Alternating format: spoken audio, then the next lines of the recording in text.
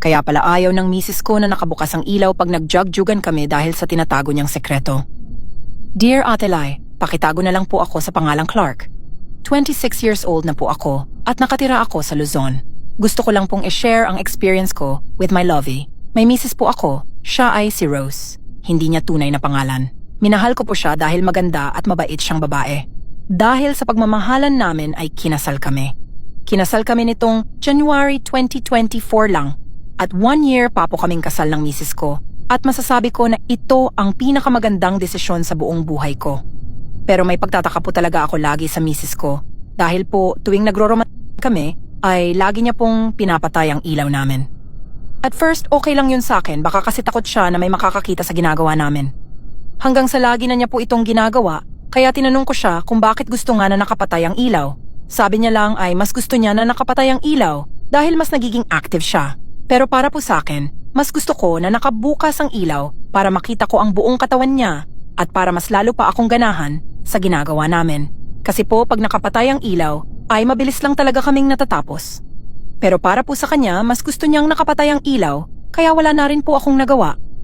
Pero isang araw po habang na naman kami, ay nilapit ko ang lamp namin at niready ko na rin ito.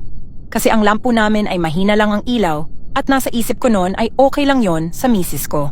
Kaya ayon, naka-ready na lahat. Habang nasa kalagitnaan kami ng aming jugjugan, ay pinindot ko ang switch ng aming lamp. At sobrang gulat ko sa nakita ko Ate Lai.